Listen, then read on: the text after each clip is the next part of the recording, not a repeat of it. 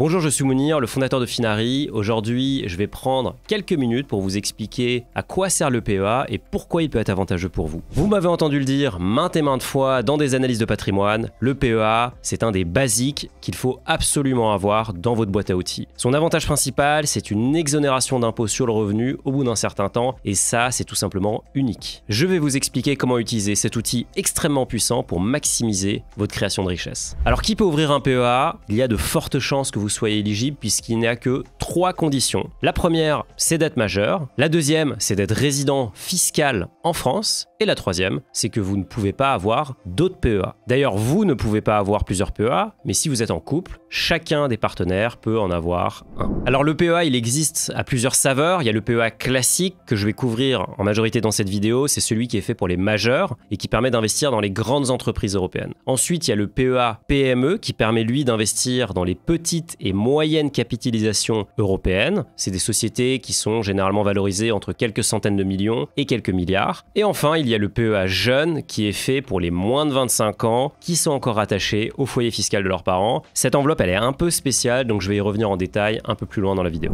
Alors dans quoi on peut investir avec son PEA? Vous pouvez investir dans des sociétés cotées en bourse qui sont basées en Europe, c'est-à-dire dont le siège social est basé en Union européenne. Ça signifie que vous pouvez investir dans des sociétés comme LVMH, Total ou encore Volkswagen en Allemagne via votre enveloppe. Vous pouvez également investir dans les ETF et si vous regardez cette chaîne régulièrement, vous savez que je porte cet instrument très près de mon cœur. Grâce à ces ETF, vous pouvez aussi investir dans les grands indices américains comme le S&P 500, le Nasdaq et également l'indice phare des actions mondiales, le MSCI World. Et donc là, vous allez me dire, mais comment c'est possible puisque a priori, les entreprises américaines n'ont pas leur siège social en Europe? Eh bien, c'est grâce à une petite subtilité qui s'appelle les ETF synthétiques. Et si ce terme ne vous parle pas, je vous arrête tout de suite et je vous invite à aller voir la vidéo qui s'affiche juste ici dans laquelle je fais un point complet sur les ETF. Le PEA a un plafond en termes de montant que vous pouvez y verser. Le PEA classique ne peut que, entre guillemets, recevoir 150 000 € de versement. Ça signifie que au-delà de 150 000 €, vous ne pourrez plus déposer d'argent dessus. Par contre, votre PEA, lui, peut valoir beaucoup plus. Il peut valoir 500 000, 1 million à mesure que votre portefeuille grossit. Mais vous ne pourrez plus contribuer à l'intérieur. Le PEA PME, lui, a un plafond à 75 000 €, qui est d'ailleurs cumulable avec le plafond du PEA.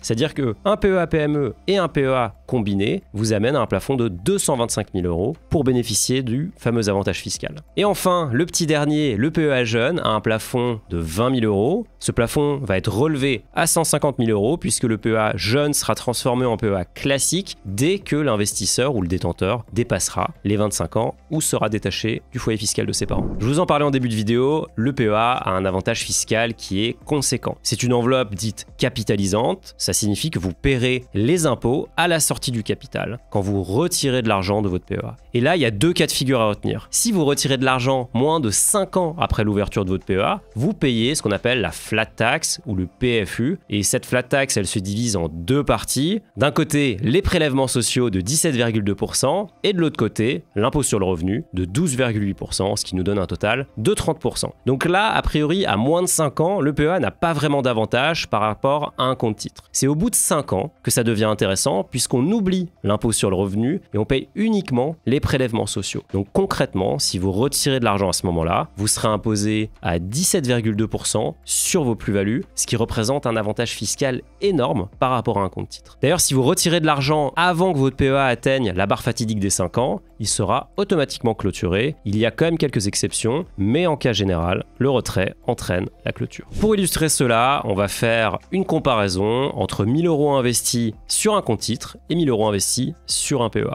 On part du principe qu'on investit ces 1 000 € à 8% par an et qu'on ne recontribue pas des sommes supplémentaires. Bilan des courses, dans les 2 cas, en brut, je me retrouverai avec 2 159 € au bout des 10 ans, ce qui représente une plus-value latente de 1 159 €. Côté compte titre, je paierai 30% sur cette plus-value, du coup ça me fait 347 € et au final, il me restera 1 812 € après paiement de mes impôts. Si j'avais réalisé exactement le même investissement via mon PEA et que je n'avais pas effectué de retrait avant 5 ans, puisque là on est sur 10 ans, eh bien j'aurais effectué évidemment la même plus-value latente, mais par contre j'aurais payé beaucoup moins d'impôts, puisque je n'aurais que payé les fameux prélèvements sociaux de 17,2%. Bilan des courses, j'aurais payé 199 € d'impôts et je me retrouverais avec 1960 € à la fin des 10 ans. Au final, la différence d'imposition entre un compte titre et un PEA qui a plus de 5 ans est de 42,7% sur la plus-value. Donc c'est conséquent et il faut absolument utiliser cet outil à votre avantage. D'ailleurs, si vous avez un compte titre ou si vous avez une assurance vie, un PEA, un PER,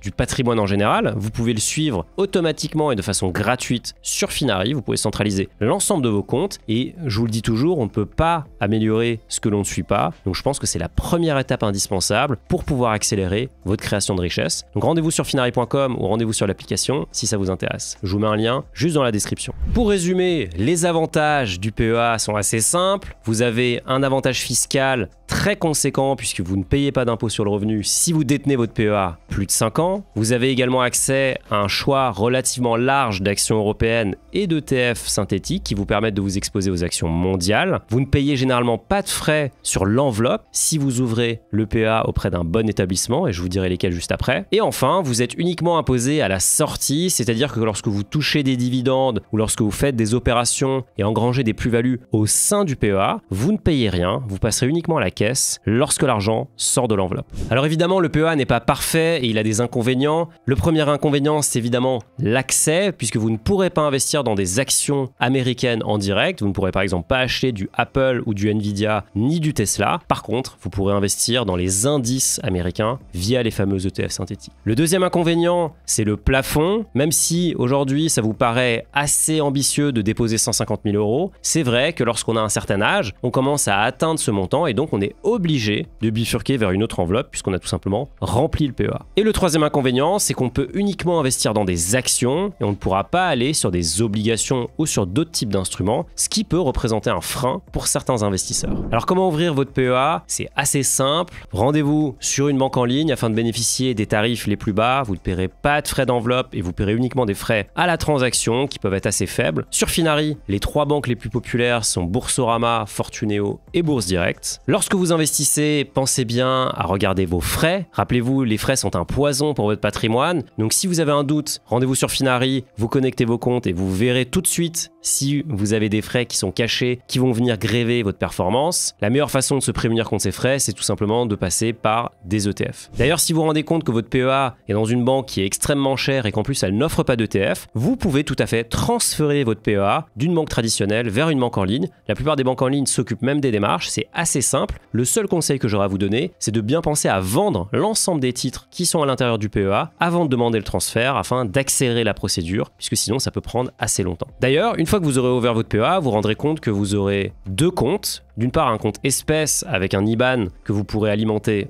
en euros et d'autre part un compte titre dans lequel vous stockerez les actions et les ETF que vous aurez achetés. D'ailleurs, si vous voulez en savoir plus sur les autres enveloppes d'investissement disponibles comme le compte titre qu'on a évoqué ou encore l'assurance vie, rendez-vous juste ici pour une série de vidéos dédiées au sujet. Vous l'aurez compris, le PEA c'est vraiment un classique qu'il faut avoir dans sa boîte à outils. Donc si vous n'en avez pas, rendez-vous sur une banque en ligne pour en ouvrir un. Si vous en avez déjà un, vérifiez vos frais et si vous avez fait les deux, eh bien relaxez-vous, détendez-vous et laissez le PEA faire son travail. Et si vous voulez en savoir plus sur l'investissement, abonnez-vous à la chaîne pour voir mes vidéos, j'en sors une tous les 3 jours.